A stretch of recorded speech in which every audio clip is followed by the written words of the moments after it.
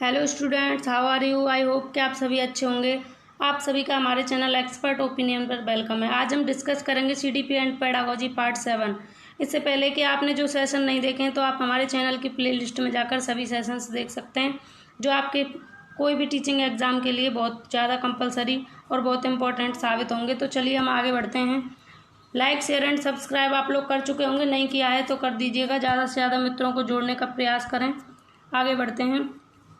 Session बड़ा होगा क्योंकि 30 क्वेश्चंस को आज हम डिस्कस करेंगे और धीरे धीरे क्वेश्चन की सीरीज भी बढ़ाएंगे, क्योंकि इस तरीके से 15-20 क्वेश्चन अगर पर डे करेंगे तो उससे कुछ होने वाला नहीं है। तो चलें आज का सेशन स्टार्ट करें। प्राथमिक विद्यालयों में बालकों के लिए निम्न में से किसे बेहतर मानते हैं? वीडियो अनुरूपण प्रदर्शन, स्वयं के द्वारा किया गया अनुभव, उपरोक्त सभी। तो इसका राइट आंसर होगा स्वयं के द्वारा किया गया अनुभव। ठीक है, स्वयं के द्वारा किया गया अनुभव। यानी कि प्राथमिक स्तर पर जो है बच्चा जब स्वयं करके क्रिया करके सीखता है, सबसे ज़्यादा महत्वपूर्ण माना जाता है उसका क्रिया करके सीखा जाना एक्टिविटी, क्योंकि उससे उसकी सृजनात्मक सोच में वृद्धि होती है और बच्चे का जो ज्ञान है वो स्थायी होता है। वह उसका ज्ञान अनुभव के द्वारा प्राप्त किया जाता है। ठीक है, नेक्स्ट क्वेश्चन। मूल्यांकन का उद्देश्य बालकों को धीमी गति से सीखने वाले एवं प्रतिभाशाली बालकों के रूप में लेबल करना। जिन बालकों को उपचारात्मक शिक्षा की आवश्यकता है उनकी पहचान करना। अधिगम की कठिनाइयों व समस्या वाले क्षेत्रों का पता लगाना। उत्पादन जीवन जीने के लिए शिक्षा किस सीमा तक होगा यहाँ, शिक्षा किस सीमा तक तैयार हो पाई है, यह है पुष्टि पोषण करना। ठीक है, जो उत्पादक जीवन जीने के लिए बच्चे के लिए जो शिक्षा है वो किस सीमा तक तैयार हो पाई है, इसका पुष्टि पोषण करना। तो यहाँ पर राइट आंसर ऑप्शन डी ही होगा, क्योंकि जो मूल्यांकन है उसका उद्देश्य ये है कि बच्चे की जो शिक्षा है वो जीवन जीने के लिए जीने के लिए किस सीमा तक तैयार है, इस बात की पुष्टि पोषण करना सबसे ज़्यादा मेन उद्देश्य मूल्यांकन का होगा। तो सबसे ज़्यादा बेहतर ऑप्शन जो है ऑप्शन डी लग रहा है हमें यहाँ पर, तो ऑप्शन डी सही होगा। Next question. दबाव को कम करने एवं परीक्षा में सफलता के लिए आवश्यक है। कम अवधि की परीक्षा में अंतरण, विद्यालय शिक्षा के विभिन्न चरणों में परीक्षाओं का आयोजन, वार्षिक एवं अर्धवार्षिक परीक्षाएं, विभिन्न प्रवेश परीक्षाओं के लिए विभिन्न एजेंसियों की स्थापना।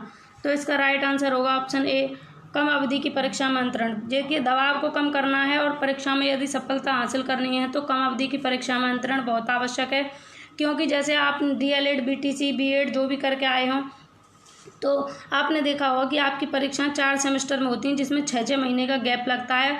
और ये बहुत ज़रूरी है, क्योंकि यदि आपको वो 6-6 महीने का जितना भी सिलेबस होता है वो सब एक साथ दे दिया जाए और आपसे कहा जाए कि परीक्षा में अच्छे अंक लाने हैं, अच्छी सफलता हासिल करनी है, तो ये पॉसिबल होगा तो सही, लेकिन आप पर दबाव बहुत बन जाएगा। इसलिए दबाव को कम करने के लिए क्या है कि कम अवधि की परीक्षा में अंतरण होना चाहिए। Next question. राष्ट्रीय पाठ्यचर्या रूपरेखा 2005 में निम्न में से किसे परीक्षा संबंधी सुधारों को सुझाया गया है? कक्षा 10 की ऐच्छिक परीक्षा, विद्यालय शिक्षा की विभिन्न अवस्थाओं पर राज्य स्तर की परीक्षा संचालन, प्रतियोगी प्रवेश परीक्षाओं को ऐच्छिक, उपरोक्त सभी। तो इसका राइट आंसर होगा ऑप्शन ए, कक्षा 10 की ऐच्छिक परीक्षा, क्योंकि कक्षा 10 जो है यहाँ तात्पर्य है कि कक्षा 10 को ही ऐच्छिक यानी कि बोर्ड की परीक्षा माना गया है। इससे पहले की सभी जो कक्षाएं वो अनैच्छिक हैं 9th तक, तो कक्षा 10 की ऐच्छिक परीक्षा। Next question. राष्ट्रीय पाठ्यचर्या रूपरेखा 2005 में गुणवत्ता आयाम शीर्षक के अंतर्गत अधिक महत्व दिया गया है। भौतिक संसाधनों को शिक्षक एवं अभिप्रेरित अध्यापकों को, बालकों के लिए ज्ञान के संदर्भ में संरचित अनुभवों को, बालकों के लिए संरचित अनुभव एवं पाठ्यक्रम सुधार को। तो इसका राइट आंसर होगा ऑप्शन डी, बालकों के लिए संरचित अनुभव एवं पाठ्यक्रम सुधार को। देखिए, पाठ्यचर्या रूपरेखा 2005 में पाठ्यक्रम सुधार को बहुत महत्व दिया गया है और बालकों की संरचित अनुभव, बच्चा अनुभव करके सीखे और पाठ्यक्रम में ऐसी चीज़ें इंक्लूड की जाएं जिससे बच्चा उन्हें आसानी से समझ ले और वह तैयार हो उन चीज़ों को समझने के लिए और आधा सा ज्ञान खुद ही अचीव कर ले, वो खुद क्रिया करके खुद एक्टिविटी करके सीख सके। नेक्स्ट क्वेश्चन है, निम्न में से कौन सा कथन शिक्षण के बारे में सही नहीं है? ऑप्शन ए, शिक्षा में सुधार किया जा सकता है। ये चारे नहीं होगा, यहाँ पर चारे के नहीं होगा, यहाँ से शुरू है। शिक्षण औपचारिक एवं अनौपचारिक है, शिक्षण विज्ञान के साथ साथ कला भी है, शिक्षण अनुवेशन है। तो यहाँ पर राइट आंसर होगा ऑप्शन डी, क्योंकि यहाँ क्वेश्चन नेगेटिव है कि शिक्षण के बारे में कौन सा कथन सही नहीं है, तो शिक्षण अनुवेशन है ये सही नहीं है, बल्कि बाकी सब सही हैं। शिक्षा में सुधार भी किया जा सकता है, शिक्षण औपचारिक अनौपचारिक दोनों हैं और शिक्षण विज्ञान एवं कला दोनों हैं। Next question. क्रियात्मक अनुसंधान के संबंध में निम्न में से कौन सा कथन सही है? यहाँ पर सही नहीं है होगा। क्रियात्मक अनुसंधान के संबंध में निम्न में से कौन सा कथन सही नहीं है? क्वेश्चन ये नेगेटिव होगा, ये भी सही नहीं है, कर लेना इसे। यह अध्यापकों एवं शिक्षा व्यवसाय से जुड़े लोगों के द्वारा किया जाता है। यह किसी विशिष्ट समस्या के समाधान के लिए किया जाता है। व्यापक स्तर पर निर्णय लेने के लिए सूचना संकलन का कार्य इसमें किया जाता है। स्थानीय स्तर पर रोजमर्रा की समस्याओं के समाधान के लिए क्रियात्मक अनुसंधान किया जाता है। तो इसका राइट आंसर होगा ऑप्शन सी, व्यापक स्तर पर निर्णय लेने के लिए सूचना संकलन का कार्य इसमें किया जाता है। जी नहीं, ऐसा नहीं है। क्रियात्मक अनुसंधान का मतलब है कि कोई व्यक्ति है, कोई व्यक्तिगत रूप से या कोई समूह में, व्यक्तिगत रूप से या समूह में जो कार्य हो रहे हैं उनमें परिवर्तन करना, उनमें विकास करना, उनमें क्रियात्मक सोच का भंडार करना, यानी कि जो स्थिति पहले है उसमें बेहतर प्रयास करना। शिक्षण का क्षेत्र हो या कोई भी क्षेत्र हो, पहले से चल रही स्थिति सिचुएशंस में सुधार करना, पहले से बेहतर करना क्रियात्मक अनुसंधान का उद्देश्य है या संबंध है उसका। तो इसमें ऑप्शन सी गलत हो जाएगा। नेक्स्ट क्वेश्चन, शिक्षा का अधिकार अधिनियम 2009 में निर्दिष्ट किया गया है कि कक्षा 1 से कक्षा 5 तक यदि प्रवेश दिए गए विद्यार्थियों की संख्या 200 से अधिक है तो विद्यार्थी अध्यापक अनुपात क्या होगा? ऑप्शन ए 30, ऑप्शन बी 40, सी 45 और डी 50। तो यहाँ पर राइट आंसर होगा ऑप्शन ए 30। जब यदि कक्षा 1 से कक्षा 5 तक विद्यार्थियों की संख्या यदि 200 है तो शिक्षक और विद्यार्थी का अनुपात 1:30 होगा, यानी कि या फिर 30:1 कह सकते हैं, यानी कि 30 बच्चों पर एक शिक्षक। नेक्स्ट क्वेश्चन, कमजोर वर्ग के बालक से तात्पर्य ऐसे अभिभावकों के बालक से जिनकी वार्षिक आय कम है, ऐसे अभिभावकों के बालक से जो वंचित वर्ग में आते हैं, ऐसे अभिभावकों के बालक से जो गरीबी रेखा से नीचे की सीमा में आते हैं, ऐसे अभिभावकों के बालक से जो सरकार द्वारा निर्धारित न्यूनतम सीमा की वार्षिक आय की सीमा से नीचे के वर्ग में आते हैं। मतलब यहाँ पर राइट आंसर पहली बात तो डी होगा, इसे समझेंगे। ऐसे अभिभावकों के बालक जो सरकार द्वारा निर्धारित न्यूनतम सीमा की वार्षिक आय की सीमा से भी नीचे आते हैं। देखो, जो सरकार के द्वारा निर्धारित जो सीमा है गरीबी की या फिर कमजोर वर्ग की, उससे भी निचली सीमा में जो आते हैं वो क्या है? कमजोर वर्ग के बालक हैं। नेक्स्ट क्वेश्चन, विद्यार्थियों के अच्छे मानसिक स्वास्थ्य को बनाए रखने के लिए निम्न में से कौन सा तरीका अधिक महत्वपूर्ण है? सहशैक्षिक क्रियाओं का प्रावधान, अभिव्यक्ति की स्वतंत्रता, रुचियों की भिन्नता, अध्यापक की भूमिका एवं विद्यालय वातावरण। तो सबसे ज़्यादा जो है अच्छा और सुंदर सा लग रहा है जो ऑप्शन डी, अध्यापक की भूमिका एवं विद्यालय का वातावरण। यदि अध्यापक की अच्छी भूमिका होगी बच्चों के साथ में और विद्यालय का वातावरण अच्छा होगा, एकदम ऐसा होगा प्रेम पूर्वक बच्चों के साथ व्यवहार किया जाता हो, दया से, और उनको अच्छे तरीके से डील किया जाता हो, ऐसे माहौल में बच्चे का मानसिक स्वास्थ्य ज़्यादा अच्छा रहता है। जहाँ बच्चे को करने के कोई भी काम करने के अवसर, सीखने के अवसर दिए जाएँ, जहाँ उनकी बातों को आगे रखा जाए, उनके विचारों को महत्वता दी जाए। नेक्स्ट, निम्न में से कौन सी मानसिक मंदता की विशेषता नहीं है? बुद्धि लब्धि का 25 से 70 के मध्य होना, धीमी गति से सीखना एवं दैनिक जीवन की क्रियाओं को ना कर पाना, वातावरण के साथ अनुकूलन में कठिनाई, अंतर्वैयक्तिक संबंधों का कमजोर होना। तो यहाँ पर स्टूडेंट्स राइट आंसर होगा ऑप्शन डी। ये यहाँ पर सही नहीं है, या फिर ये कह सकते हैं कि ये इसकी विशेषता नहीं है, क्योंकि जो अंतर्वैयक्तिक संबंध हैं वो जरूरी नहीं है कि बच्चा मानसिक मंद है इसलिए हैं। वह जो उसको वातावरण मिला है, जो वातावरण में जिस वातावरण में वह रह रहा है, इस पर भी डिपेंड कर सकता है कि उसके अंतर्वैयक्तिक संबंध कैसे हैं। ठीक है, और ये 25 से 70 के मध्य तो मानसिक मध्यता के बच्चे आते ही हैं, और जो समायोजन ना कर पाएँ, वातावरण के साथ अनुकूलन ना कर पाएँ या अपनी दैनिक जीवन की क्रियाओं को ना कर पाएँ, ये मानसिक मंदता में ही आते हैं।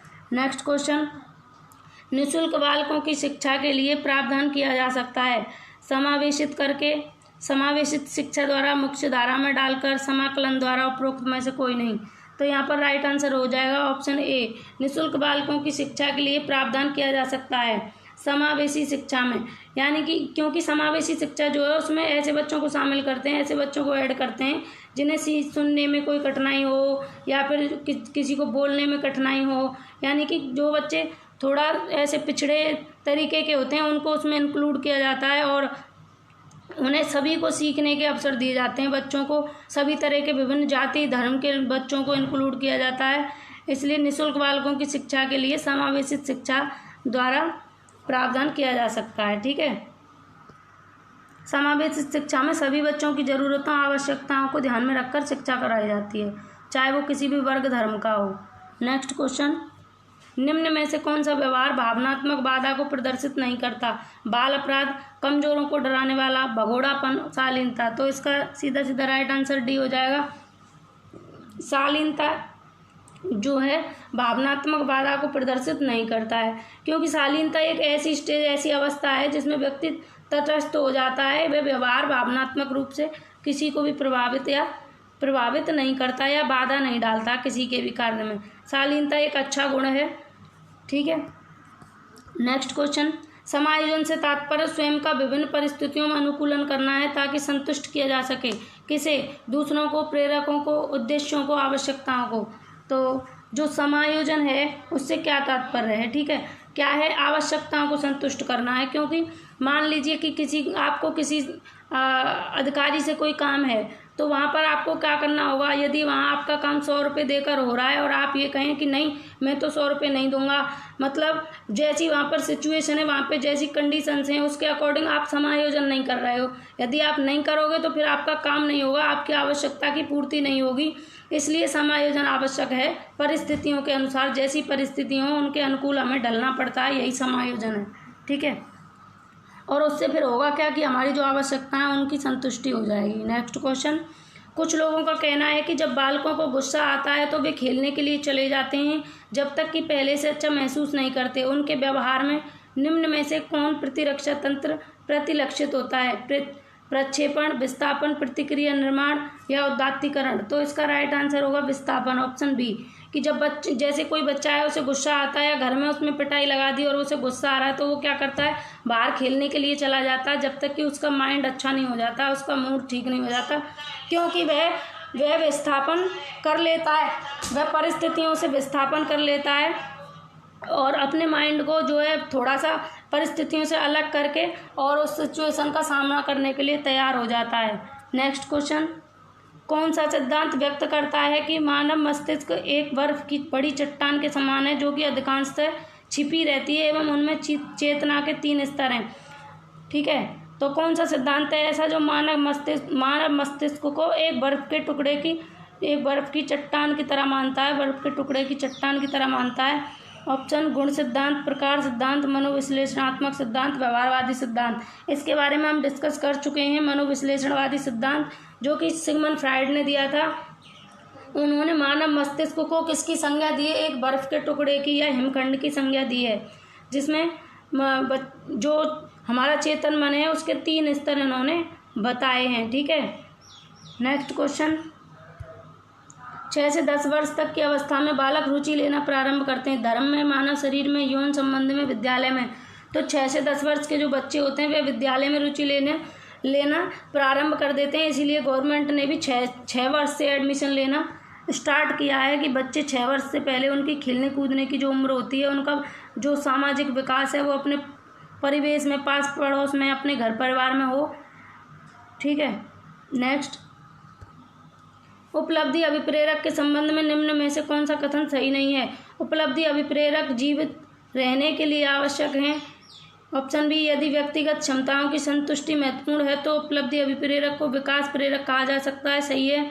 यदि व्यक्तियों के मध्य प्रतियोगिता पर बल है तो उपलब्धि अभिप्रेरक को सामाजिक अभिप्रेरक भी कहा जा सकता है, बिल्कुल सही है। तो इसका यहाँ पर राइट आंसर हो जाएगा स्टूडेंट ऑप्शन डी, ठीक है। जो उपलब्धि अभिप्रेरक हैं वो सभी सही हैं इसमें, क्योंकि उपलब्धि अभिप्रेरक जीवित रहने के लिए भी आवश्यक हैं और जो व्यक्ति की क्षमताएं हैं उनको संतुष्ट करने के लिए भी, और यदि ये प्रतियोगिता पर बल देती हैं तो ये सामाजिक अभिप्रेरक भी कहे जा सकते हैं, ठीक है। नेक्स्ट क्वेश्चन, विद्यार्थियों की अभिवृत्तियों में परिवर्तन के लिए निम्न में से किस विधि का प्रयोग अध्यापक को नहीं करना चाहिए? विद्यार्थियों की जो अभिवृत्तियां हैं उनमें परिवर्तन के लिए शिक्षक को किस विधि का प्रयोग नहीं करना चाहिए? दबाव से किसी बात या विचार के लिए राजी करना, किसी विचार को दोहराना अथवा दृढ़तापूर्वक व्यवहार करना, किसी प्रशंसनीय व्यक्ति के द्वारा समर्थन एवं स्वीकृति, संदेश के साथ साहचर्य स्थापित करना। देखो सीधा सीधा यहाँ पर राइट आंसर ये दिख रहा है आपको। कौन सा कार्य नहीं करना है? कि दबाव से किसी बात या विचार के लिए राजी करना। बच्चे को किसी भी दबाव में लाकर या उसको किसी विचार के लिए राजी करना ही गलत है, क्योंकि बच्चा जो है 2005 ये कहता है कि बच्चे के विचारों को महत्वता दी जाए, उसके विचार सबसे पहले सर्वोपरि हैं। चाइल्ड सेंटर्ड एजुकेशन की बात करता है, इसलिए ये ऑप्शन गलत हो जाएगा, बाकी सारे सही हैं। नेक्स्ट क्वेश्चन, किसी उद्दीपन के निरंतर दिए जाने से व्यवहार में होने वाला अस्थायी परिवर्तन कहलाता है? अभ्यस्तता, अधिगम, अस्थायी अधिगम, अभिप्रेरणा। तो यहाँ पर राइट आंसर होगा ऑप्शन ए। किसी उद्दीपक के निरंतर दिए जाने से व्यवहार में जो परिवर्तन होता है वह क्या कहलाता है? अभ्यस्तता कहलाता है, और ये परिवर्तन कैसा होता है? अस्थायी होता है। ठीक है, नेक्स्ट क्वेश्चन, निम्न में से कौन सा कथन अभिप्रेरणा एवं प्रक्रिया के संदर्भ में उपयुक्त नहीं है? यह व्यक्ति को लक्ष्य की ओर ले जाता है, यह व्यक्ति की शारीरिक आवश्यकताओं की संतुष्टि करता है, यह मनोवैज्ञानिक आकांक्षा को प्राप्त करने में सहायता करता है, यह व्यक्ति को अप्रिय स्थिति से दूर ले जाता है। तो देखो इसका राइट आंसर ऑप्शन डी हो जाएगा कि यह व्यक्ति को अप्रिय स्थिति से दूर ले जाता है। क्यों गलत हो जाएगा? क्योंकि अभिप्रेरणा जो है वो पॉजिटिव और नेगेटिव दोनों तरह की होती है, पॉजिटिव और नेगेटिव दोनों तरह की होती है, ज़रूरी नहीं है कि अभिप्रेरणा पॉजिटिव ही हो। इसलिए अप्रिय स्थिति से दूर ले जाए ये भी ज़रूरी नहीं है, इसलिए ये गलत हो जाएगा। यह व्यक्ति को लक्ष्य की ओर ले जाता है, यह सही है। उसकी शारीरिक आवश्यकताओं की संतुष्टि करता है, सही है। मनोवैज्ञानिक आकांक्षाओं को प्राप्त करने में सहायता करता है, सही है। तो ऑप्शन डी गलत हो जाएगा। नेक्स्ट क्वेश्चन, सकारात्मक दंड का निम्नलिखित में से कौन सा उदाहरण है? मित्रों के द्वारा उपहास, मित्रों के साथ समय बर्बाद करना, मीन मेख निकालना बंद करना, उपरोक्त सभी। तो इसका राइट आंसर हो जाएगा ऑप्शन ए, मित्रों के द्वारा उपहास करना। यानी कि जो सकारात्मक दंड है, पॉजिटिव पनिशमेंट जो है वो क्या है? मित्रों के द्वारा उपहास करना। मित्र यदि उपहास आपका करते हैं, मजाक बनाते हैं, तो ये सकारात्मक दंड का उदाहरण है, क्योंकि इससे बच्चे के जो संवेग हैं उनमें संभवतः वृद्धि होती है। नेक्स्ट क्वेश्चन, 5 वर्ष का राजू अपनी खिड़की के बाहर तूफान को देखता है, बिजली चमकती है और कड़कने की आवाज़ आती है। राजू शोर सुनकर उछलता है, बार बार ये घटना होती है, फिर कुछ देर शांति के पश्चात बिजली फिर कड़कती है। राजू बिजली की गर्जना सुनकर उछलता है। राजू का उछलना सीखने के किस सिद्धांत का उदाहरण है? ऑप्शन अनुबंधन का सिद्धांत, क्रिया प्रसूत अनुबंधन का सिद्धांत, प्रयत्न एवं भूल का सिद्धांत, इनमें से कोई नहीं। तो राइट आंसर होगा शास्त्रीय अनुबंधन का सिद्धांत। शास्त्रीय अनुबंधन का सिद्धांत स्टूडेंट्स आपने पढ़ा होगा, जो कि एक रूसी वैज्ञानिक थे, रूसी मनोवैज्ञानिक थे। कौन थे? I.P. पावलोव ने दिया था ये सिद्धांत, शास्त्रीय अनुबंधन का सिद्धांत। ये इसे शास्त्रीय अनुबंधन का सिद्धांत इसलिए कहते हैं क्योंकि इन्होंने ये सिद्धांत बहुत पहले, या कह सकते हैं सबसे पहले दिया था। और इस सिद्धांत में इन्होंने ये बताया था कि जो क्रिया बार बार होती है, कोई क्रिया है उसे बार बार करते हैं तो क्या हो जाता है, वो चीज़ें सामान्य हो जाती हैं, और जो नेचुरल स्टिमुलस होता है उसमें वह क्रिया पुनर्वलन भी प्रदान करती है। ठीक है, जैसे पहले क्रिया हो रही थी, तूफान की आवाज़ आ रही थी और बिजली कड़क रही थी, वही क्रिया दोबारा हुई तो राजू फिर से उछला और उसके अंदर जो डर था वह निकल गया और वह क्रिया उसके लिए सामान्य हो गई। ठीक है, इन्होंने कुत्ते पर प्रयोग किया था, जिसको एक पिंजरे में पिंजरे में एक में खाना रख दिया था, और क्या करते थे, ये घंटी बजाते थे, या पिंजरे में न रखकर कुत्ते को सामने बांध कर रखना या पिंजरे में रखना, उसके सामने खाना रख देते थे। और खाना कब रखते थे? ये पहले घंटी बजती थी और उसके बाद कुत्ते के सामने खाना लाया जाता था। और जब ये क्रिया बार बार हुई तो कुत्ते को जो है खाना पता लग गया कि जब घंटी बजती है तभी खाना आता है। तो फिर वो एक बार क्या किया उन्होंने, ये करके देखा कि खाना नहीं आया, पहले घंटी बजाई तो कुत्ते को लगा कि खाना आ गया है, और फिर उसके बाद खाना नहीं आया तो कुत्ते के मुंह से फिर क्या लार स्त्रावित हुई, लार टपकने लगी। तो इससे ये इन्होंने पता लगाया, ये साबित किया कि जो नेचुरल चीज़ें होती हैं नेचुरल हैं, और इन नेचुरल चीज़ें उनमें क्या है, संबंध स्थापित हो जाता है। ठीक है, जैसे बच्चे को हमें पहले क्या है, आ से अनार सिखाना, तो पहले हम उसे अनार दिखाएंगे और फिर लिखेंगे आ, तो बच्चा पहले अनार को देखकर जानेगा कि ये आ से अनार है। लेकिन बाद में क्या करते हैं, हम अनार को हटा देते हैं, फिर उसे ये याद रह जाता है कि आ से अनार के लिए इसको संज्ञा दी जाती है। ये शिक्षण में या फिर अधिगम में सीखने में, इसलिए ये सिद्धांत इनका बहुत कारगर है। नेक्स्ट क्वेश्चन, सामान्य परिपक्वन से पहले प्रशिक्षित करना प्राय। ऑप्शन सामान्य कौशलों के निष्पादन के संदर्भ में बहुत लाभकारी होता है, कुल मिलाकर हानिकारक होता है, दीर्घकालिक दृष्टि से लाभकारी होता है, लाभकारी है या हानिकारक है, यह इस पर निर्भर करता है कि प्रशिक्षण में किस प्रकार की विधि का प्रयोग किया गया है। तो देखो सामान्य परिपक्वन से प्रशिक्षित करना क्या प्राय क्या है? ऑप्शन डी सही है, लाभकारी है या हानिकारक है। यह इस बात पर निर्भर करता है कि प्रशिक्षित करने वाला किस विधि का प्रयोग कर रहा है। ठीक है, सामान्य परिपक्वन से पहले, प्रशिक्षित करने से पहले उसमें उसके द्वारा अपनाई गई विधि जो है वह कैसी है, यह इस पर निर्भर करता है। नेक्स्ट क्वेश्चन, निम्न में से कौन सा विकासात्मक कार्य उत्तर बाल्यावस्था के उपयुक्त नहीं है? थोड़ा मैं फास्ट डिस्कशन कर रही हूँ इसलिए कि क्वेश्चन ज़्यादा थे और फिर उनको अगर धीरे धीरे आराम से स्लो करते डिस्कशन तो बहुत बड़ा सेशन हो जाता और आपके समय की बचत हो सके, इस बात को हम ध्यान में रखकर आपके लिए सेशन देते हैं। ठीक है, और क्वेश्चन 25 है, निम्न में से कौन सा विकासात्मक कार्य उत्तर बाल्यावस्था के उपयुक्त नहीं है? ऑप्शन, सामान्य खेलों के लिए आवश्यक शारीरिक कुशलता सीखना, पुरुषोचित या स्त्रियोचित सामाजिक भूमिकाओं को प्राप्त करना, व्यक्ति का आत्मनिर्भरता प्राप्त करना, अपने हम उम्र बालकों के साथ रहना। ठीक है, तो यहाँ पर राइट आंसर हो जाएगा ऑप्शन बी, क्योंकि विकासात्मक कार्य उत्तर बाल्यावस्था के उपयुक्त नहीं है। जो विकासात्मक कार्य इनमें से है वह उत्तर बाल्यावस्था के लिए उपयुक्त नहीं है। सामान्य खेलों के लिए शारीरिक कुशलता, ये तो उत्तर बाल्यावस्था का गुण है। व्यक्ति का आत्मनिर्भरता प्राप्त करना, ये भी उत्तर बाल्यावस्था का गुण है। 7 से 12 में आती है, 7 से 12 में आती है। अपने हम उम्र बालकों के साथ रहना, कुछ मनोवैज्ञानिकों के अनुसार 6 से 12 पूर्व बाल्य 6 से 12 है, जिसमें 3 से 9 पूर्व बाल्यावस्था और 9 से 12 उत्तर बाल्यावस्था। ठीक है, तो यहाँ पर पुरुषोचित या स्त्रियोचित सामाजिक भूमिकाओं को प्राप्त करना किशोरावस्था का गुण है, ना कि उत्तर बाल्यावस्था का।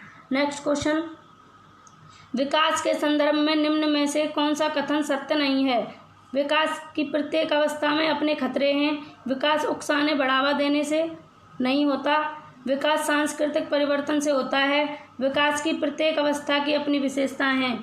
तो राइट आंसर होगा ऑप्शन बी, विकास उकसाने या बढ़ावा देने से नहीं होता। देखो, विकास निरंतर चलता रहता है, विकास खुद से होता रहता है। उकसाने या बढ़ावा देने से हो ऐसा कोई ज़रूरी नहीं है। बाकी सारे ऑप्शन सही हैं, यही गलत है और यही पूछा था कि कौन सा तथ्य नहीं है। विकास की प्रत्येक अवस्था में अपने अपने खतरे हैं, बिल्कुल सही है। विकास सांस्कृतिक परिवर्तनों से प्रभावित होता है, सही है, जो कि वाइगोत्स्की मानते हैं। विकास की प्रत्येक अवस्था की अपनी विशेषता होती है, ठीक है, होती है। सभी अवस्थाओं की अपनी अपनी विशेषताएं हैं कि बाल्यावस्था में कैसे होगा, शैशवावस्था में कैसे, किशोरावस्था में कैसे। नेक्स्ट क्वेश्चन, विकास का अर्थ है परिवर्तनों की उत्तरोत्तर श्रृंखला, अभिप्रेरणा के फलस्वरूप होने वाले परिवर्तनों के उत्तरोत्तर श्रृंखला, अभिप्रेरणा एवं अनुभव के फलस्वरूप होने वाले परिवर्तनों की उत्तरोत्तर श्रृंखला, परिपक्वता एवं अनुभव के फलस्वरूप होने वाले परिवर्तनों की श्रृंखला। तो यहाँ पर राइट आंसर हो जाएगा ऑप्शन सी, अभिप्रेरणा एवं अनुभव के फलस्वरूप होने वाले परिवर्तनों के उत्तरोत्तर श्रृंखला। जो अनुभव हैं बच्चे के वो और क्या है, अभिप्रेरणा, इनके फलस्वरूप जो परिवर्तन होते हैं वही क्या है, विकास है। ठीक है, तो आगे बढ़ते हैं। फिर उत्तर बाल्यावस्था में बालक भौतिक वस्तुओं के किस आवश्यक तत्व में परिवर्तन समझने लगते हैं? द्रव्यमान और संख्या द्रव्यमान और क्षेत्र। देखिए यहाँ पर ऑप्शन डी सही होगा, द्रव्यमान, संख्या और क्षेत्र। जो बच्चे होते हैं वो उत्तर बाल्यावस्था में जब 7 से 12 या 9 से 12 इस उत्तर बाल्यावस्था में जब रहते हैं तो वे इन चीज़ों में अंतर करने लगते हैं कि किसी चीज़ का द्रव्यमान कितना है, संख्या कितनी है या क्षेत्र कितना है, एरिया में, सब में डिफरेंस करने लगते हैं वो बच्चे। किसमें? उत्तर बाल्यावस्था में। इससे पहले उनमें इन चीज़ों की समझ नहीं होती है। ठीक है, तो आगे बढ़ें। निम्न में से कौन सी पूर्व बाल्यावस्था की विशेषता नहीं है? समूह में रहने की अवस्था, अनुकरण करने की अवस्था, प्रश्न करने की अवस्था, खेलने की अवस्था। तो यहाँ पर राइट आंसर होगा प्रश्न करने की अवस्था। जो समूह में रहने की अवस्था ये पूर्व बाल्यावस्था की विशेषता है। अनुकरण में रहने की अवस्था ये भी विशेषता है। खेलने की अवस्था बिल्कुल, लेकिन प्रश्न करने की अवस्था जो है वो 7 से 12 आती है। इससे पहले बच्चा इन सब कामों को करता है, बट प्रश्न करने की अवस्था 7 से 12 होती है। नेक्स्ट क्वेश्चन लास्ट है, नेक्स्ट और लास्ट आपकी स्क्रीन पर।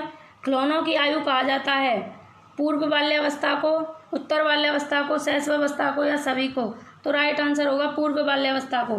खिलौनों की अवस्था पूर्व बाल्यावस्था को कहा जाता है, जिसे 6 से 9 मानते हैं। ठीक है, 6 से 9 जिसे पूर्व बाल्यावस्था भी कहते हैं। इसमें बालक का जो बौद्धिक विकास है वह वातावरण के साथ धीरे धीरे व्यापक रूप लेने लगता है, बड़ा रूप लेने लगता है, और बच्चा खिलौनों के साथ खेलकर स्वयं को एक समाज बनाने की कोशिश करता है। स्वयं का एक समाज, यानी कि खिलौनों के साथ वह खिलौनों की दुनिया में अपना समाज बनाने लगता है। ठीक है, तो सेशन पसंद आया हो तो सेशन को ज़्यादा से ज़्यादा शेयर करें, लाइक करें एंड चैनल को सब्सक्राइब करें, और ज़्यादा से ज़्यादा मित्रों